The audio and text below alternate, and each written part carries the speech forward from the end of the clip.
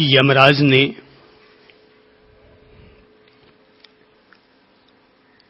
आत्मज्ञान की जिज्ञासा लेकर के उपस्थित हुए नचिकेता को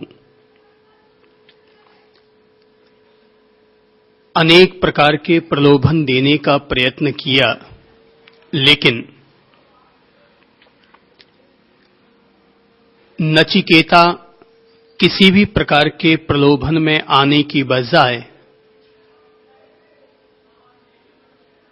महात्मन यमराज से यही अनुरोध करते हैं कि मैं तो आपकी सेवा में केवल आत्मज्ञान की मुमुक्षा लिए हुए ही उपस्थित हुआ हूं।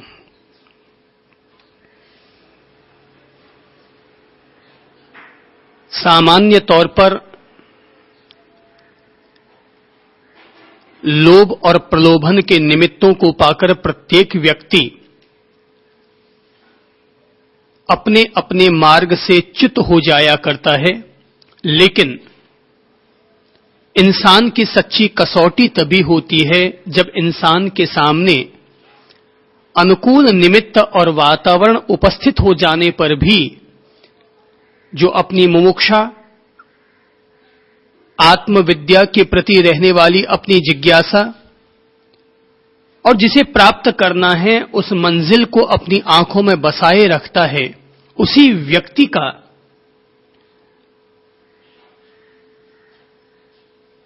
यह भाव सफल होता है कि मैं तो केवल आत्मज्ञान का ही उपासक हूं, पिपासु हूं। अनुकूल और प्रतिकूल निमित्त ही इंसान को प्रभावित करते हैं। अनुकूलताओं को पाकर इंसान फिसल जाया करता है और प्रतिकूलताओं को पाकर इंसान खिन्न हो जाया करता है। ये प्राणी मात्र की प्रकृति है। यमराज ने यही समझा कि नचिकेता ने पहले वर के रूप में पिता की प्रसन्नता चाही, पिता का कल्याण चाहा, और दूसरे वर के रूप में नचिकेता ने स्वर्ग का राज्य समझने की कोशिश की, अग्नि और बुद्धि का रहस्य समझने का प्रयत्न किया, और तीसरे वर के रूप में जब आत्मज्ञान की प्रार्थना की तो यमराज ने सोचा कि आत्मज्ञान का रहस्य या मृत्यु का रहस्य यदि इंसान के हाथ लग जाएगा तो यह उनके लिए खतरे से खाली नहीं रहेगा। यही सोचकर उन्होंने प्रलोभन दिए। ताज्जुब की बात है कि जब नचिकेता ने स्वर्ग के राज्य के बारे में पूछा तो किसी भी प्रकार के प्रलोभन की चर्चा नहीं आई। तो इससे लगता है कि किसी भी देवी देवता के लिए, किसी भी पराशक्ति के लिए भौतिक पदार्थों को देना आसान होता है, लेकिन आत्मज्ञान और मृत्यु के रहस्य जैसी गुप्त विद्याओं को देना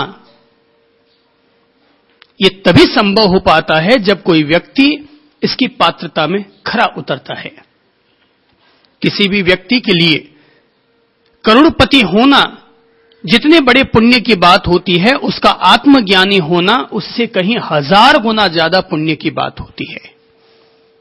अर्थात दुनिया की नजरों में किसी एक व्यक्ति के लिए अंबानी बनना कठिन होता होगा, लेकिन दैवीय शक्तियों को अगर हम मूल्य दें तो लगता है कि किसी भी व्यक्ति के लिए अंबानी बनना फिर भी आसान हो सकता है, लेकिन एक आत्मयोगी, एक आत्मवान, एक चैत्य पुरुष का सृजन होना, किसी भी व्यक्ति का एक आत्मयोगी होना, आत्मज्ञानी हो जाना, ये एक करोड़पति बनने से भी, अरबपति बनने से भी, अधिसंपन्न बनने से भी ज्यादा मूल्यवान है।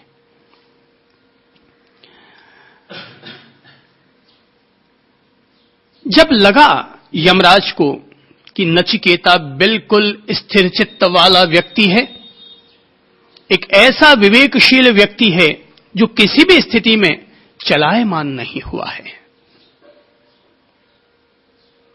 तब स्वयं यमराज नचिकेता के प्रति प्रसन्न हुए।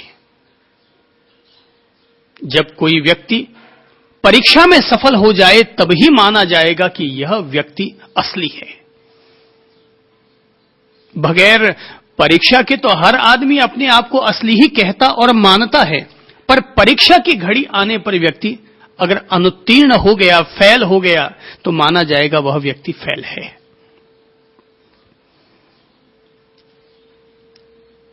नचिकेता किसी भी प्रकार के प्रलोभन और भय से त्रस्त नहीं हुए, ग्रस्त नहीं हुए, तो यमराज को यह विश्वास हो गया कि यह व्यक्ति वह पात्र है जिसे कि अगर मैं मृत्यु का रहस्य भी बताऊं, आत्मज्ञान का रहस्य अगर मैं इसे समझाता हूं, तो यह इसके लिए उपयोगी रहेगा। तब यमराज ने अपनी ओर से नचिकेता की प्रशंसा में कुछ खास शब्द कहे। यमराज के शब्दों को हम लेते हैं। श्रेय और है तथा प्रिय और है। ये दोनों विभिन्न प्रयोजन वाले होते हुए ही पुरुष को बांधते हैं। इन दोनों में से श्रेय का ग्रहण करने वाले का शुभ होता है और जो प्रिय का ग्रहण करता है वह पुरुषार्थ से पतित हो जाता है। श्रेय और प्रिय ये दोनों ही मनुष्य के सामने आते हैं। बुद्धिमान मनुष्य इन दोनों के स्वरूप पर विचार करके उनको पृथक पृथक समझ लेता है।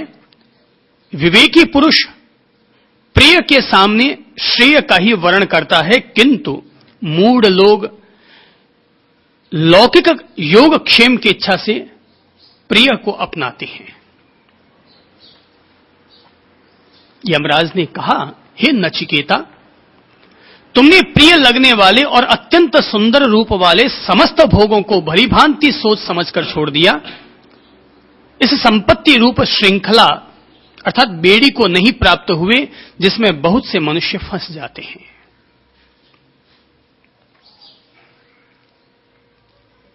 यमराज ने नचिकेता को अपना पात्र समझते हुए एक प्रतीकात्मक रूप में यह कहने का प्रयत्न किया कि इंसान के सामने दो तरह के रास्ते होते हैं। एक होता है प्रिय का रास्ता और दूसरा होता है श्रेय का रास्ता। प्रिय वह मार्ग कहलाता है जो इंसान को प्रिय लगे, वह मार्ग प्रिय मार्ग है। और जो इंसान के लिए कल्याणकारी हो, आध्यात्मिक उत्थान देने वाला हो, वह मार्ग श्रेयकारी मार्ग लगता है। श्रेय यानी श्रेष्ठ, श्रेय यानी कल्याण से जुड़ा हुआ मार्ग और प्रिय यानी प्रियता से जुड़ा हुआ मार्ग। तो इंसान के सामने दो तरह के मार्ग होते हैं, एक प्रिय मार्ग और एक श्रेष्ठ मार्ग, श्रेय मार्ग। कल्याण पथ एक होता है संसार पथ। कितने प्रकार के पथ हुए?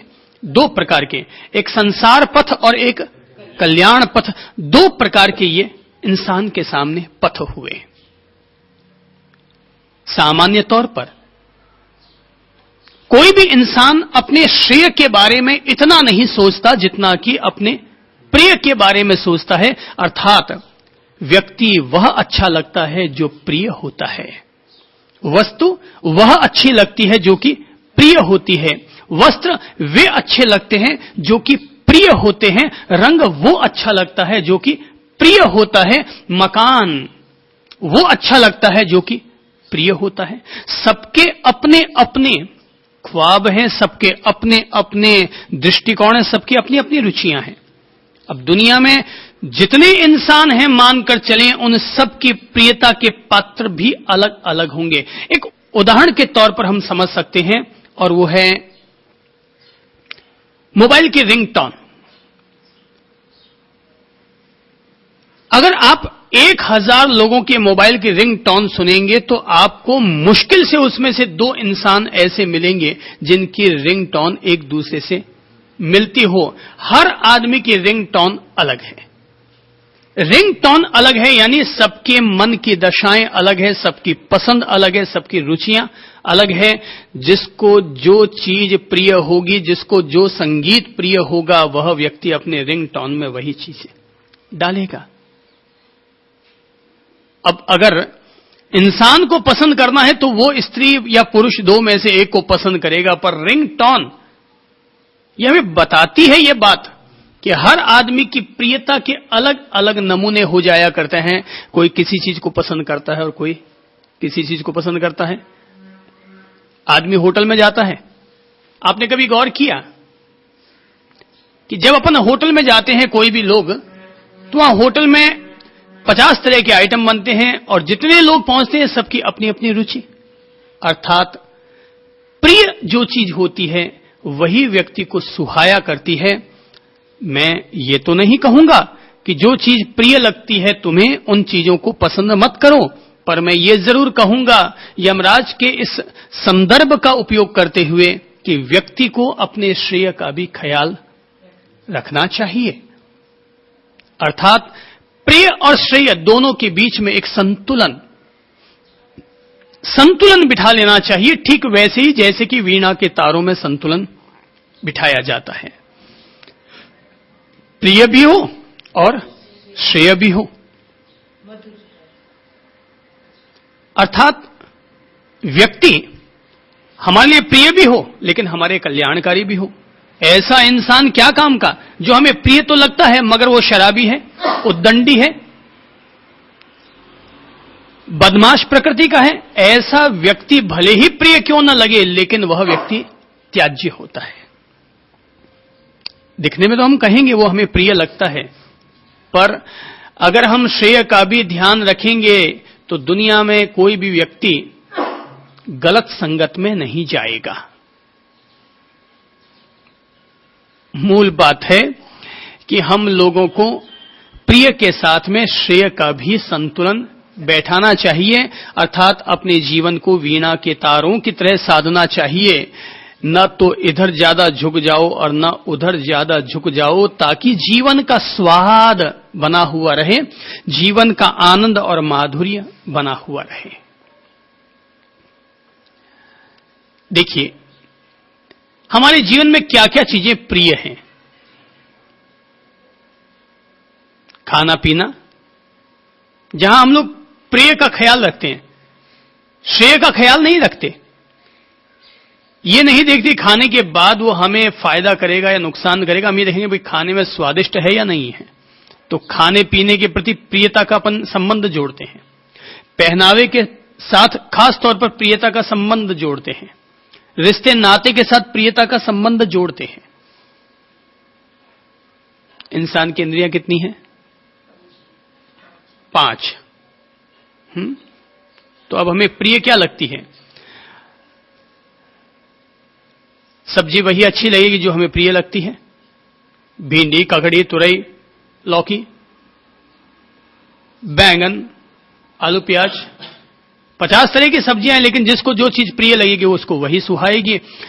2 बच्चे हैं, एक बच्चे को टमाटर की खट्टी मीठी सब्जी बहुत अच्छी लगती है, दूसरे को भिंडी की सब्जी बहुत अच्छी लगती है। अब ये तो अपनी अपनी प्रियता का संबंध जुड़ा हुआ है, किसको क्या चीज प्रिय लग रही है। तो हम देखते हैं, चलो हम अपने 5 इंद्रियों को लेते हैं। सबसे पहले हम लेते हैं स्पर्शेंद्रिय। प्रिय का संबंध है भाई, जैसे कि अपन कहेंगे एक पुरुष एक स्त्री को गले लगाता है तो क्या है ये प्रिय का मार्ग हुआ, ये प्रियता का मार्ग हुआ, उसको मन का स्पर्श का एक सुख मिला।